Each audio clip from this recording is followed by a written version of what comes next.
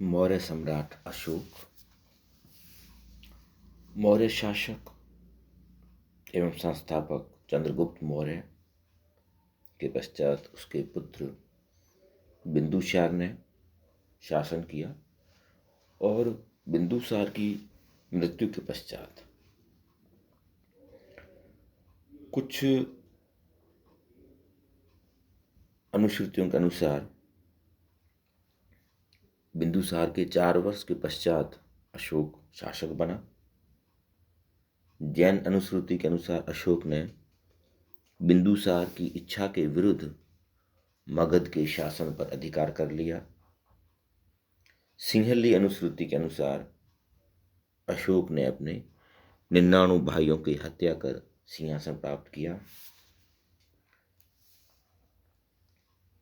महाबोधि वंश तथा तारानाथ के अनुसार सत्ता प्राप्ति के लिए हुए गृह युद्ध में अपने भाइयों का वध करके ही अशोक ने साम्राज्य प्राप्त किया।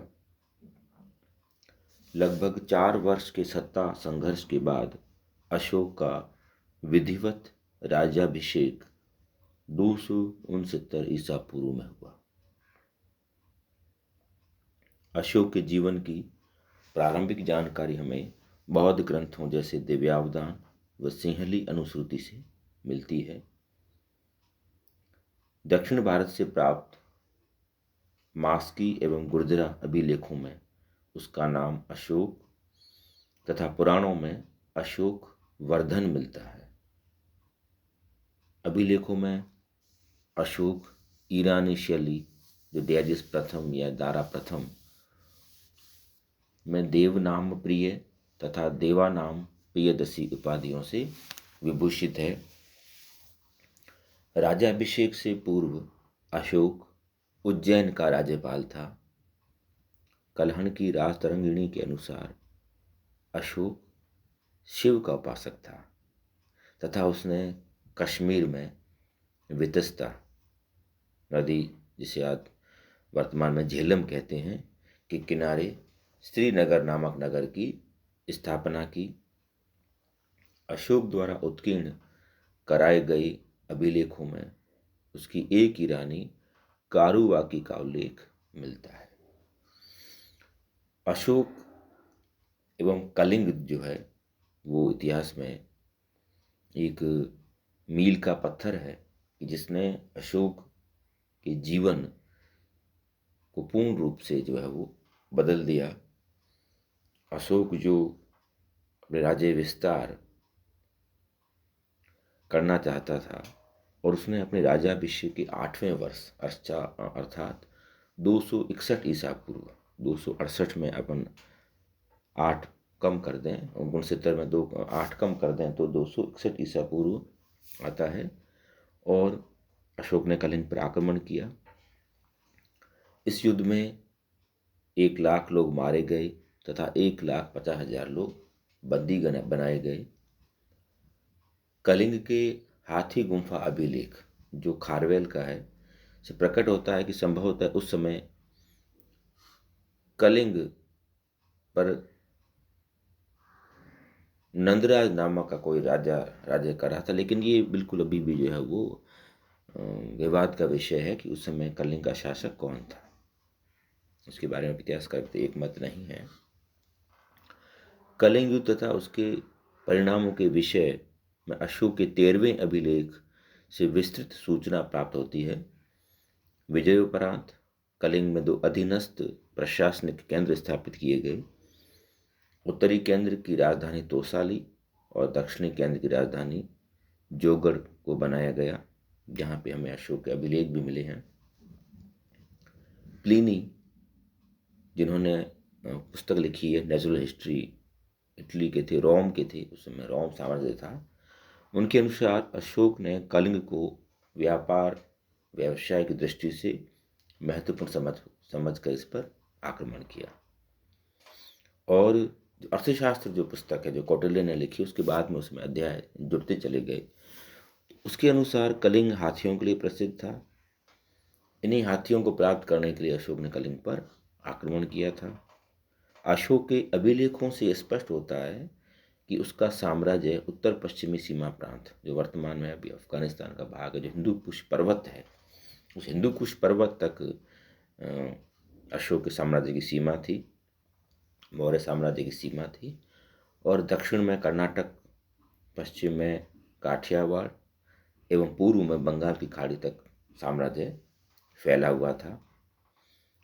असम में अशोककालीन साक्ष्यों के न मिलने से स्पष्ट होता है कि वह मौर्य साम्राज्य के बाहर था। मतलब जो सुदूर उत्तरी पूर्वी जो भारत है वो अशोक के अधीन नहीं था।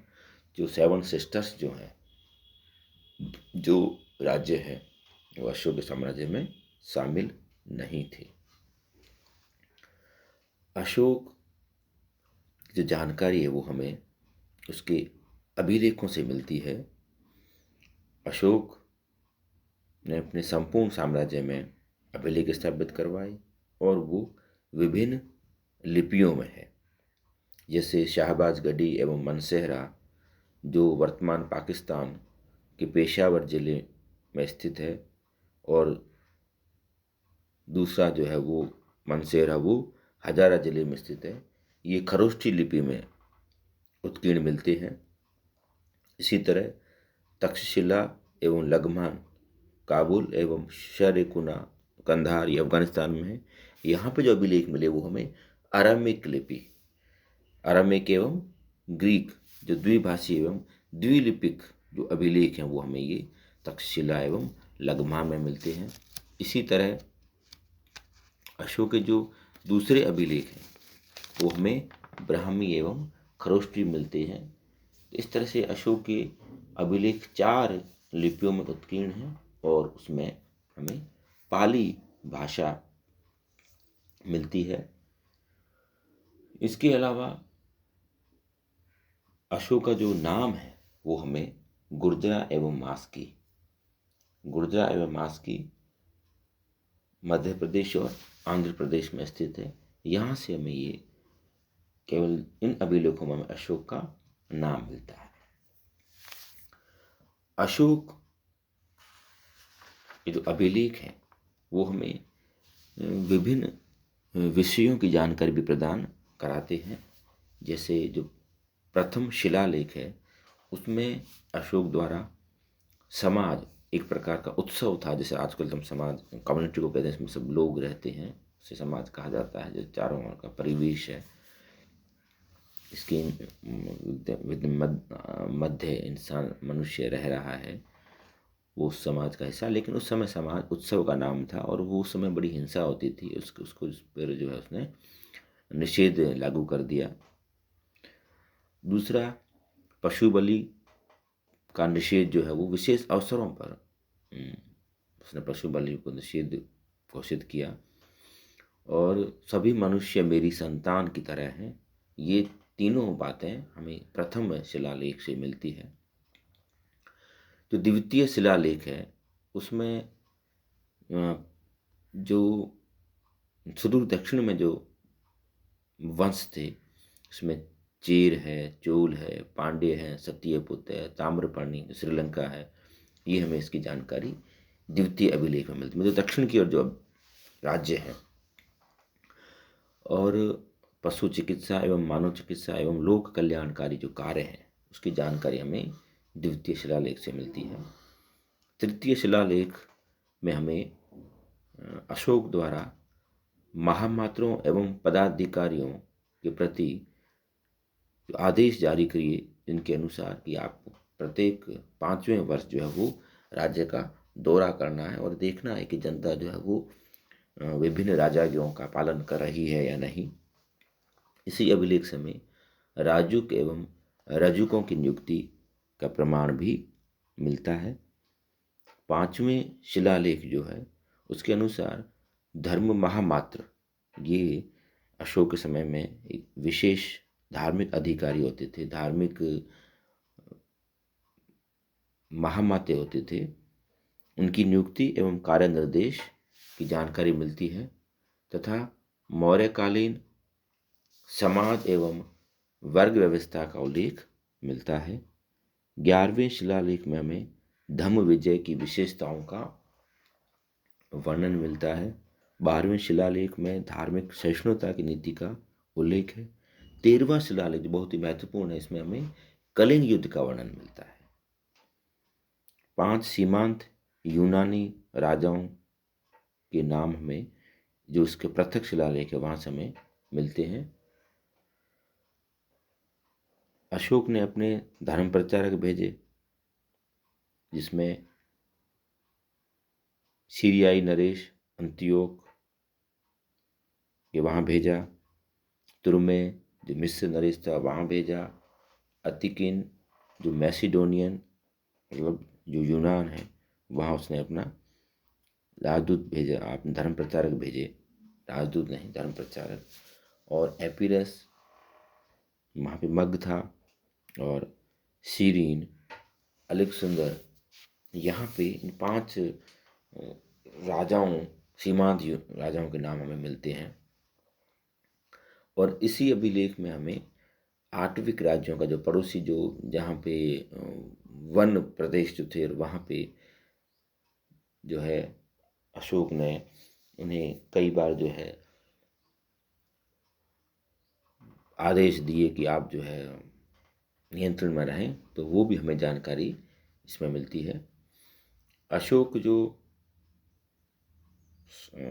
ने अपनी प्रजा के लिए शब्द कहे कि सभी मनुष्य मेरी संतान है, और जिस प्रकार मैं अपने संतान के लिए इहलौकिक एवं पारलौकिक कल्याण की कामना करता हूँ, उसी प्रकार अपनी प्रजा के लिए भी करता हूँ। ये हमें जो पृथक शिलालेख मिला है, प्रथम पृथक शिलालेख, उसमें हमें जानकारी मिलती है।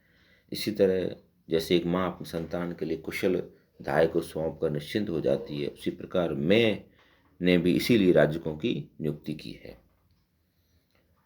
सभी पंथों के मध्य आत्मनियंत्रण और मन की पवित्रता होनी चाहिए।